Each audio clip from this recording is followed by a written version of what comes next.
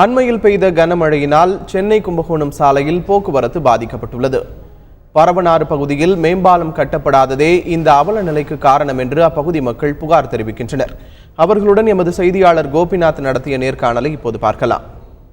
கடந்த வடகிழக்கு பருவமழை காலத்தில் பார்த்தீங்கன்னா தண்ணி முழுவதுமா இந்த பாலத்தை வழியாக போக முடியாமல் கரை இரு பக்கமும் இருக்கிற பகுதிகளை சேதப்படுத்தி இந்த சென்னை கும்பகோணம் சாலை துண்டானது. இதெல்லாம் பார்த்தீங்கன்னா கடந்த ஒரு 3 நாட்களுக்கு மேலாக இந்த பகுதியில் போக்குவரத்து நிறுத்தப்பட்டிருக்கு.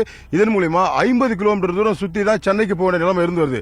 இந்த பகுதி மக்கள்கிட்ட இவங்க நீண்ட காலமாக வச்சு கோரிக்கை என்னன்னு கேட்டு தெரிஞ்சுக்கலாம். அதை பார்த்தீங்கன்னா சார், இப்போ இந்த பரவநாற்று பாலத்துக்கு இதெல்லாம் என்ன பாதிப்பு ஏற்பட்டிருக்கு, அரசுக்கு என்ன கோரிக்கை வர முடியும்? விவசாயம் ரொம்ப மிகவும் பாதிக்கப்பட்டிருக்குது. 90ஆம் ஆண்டு பிறகு இந்த நெடுஞ்சாலைத்துறை என்ன பண்ணாங்கன்னா, இந்த கீழெல்லாம் லேட்டரைட்லாம் போட்டு காங்கிரீட்லாம் போட்டு ஸ்ட்ராங் பண்ணுறேன்னு சொல்லிட்டு நெடுஞ்சாலைத்துறை ஸ்ட்ரென்த் மட்டும் சொல்லிட்டு பாலத்தை குறிக்கிட்டாங்க. முன்னாடி 5 கண்ணா இருந்தது, இப்போ 2.5 கண்ணா போச்சு.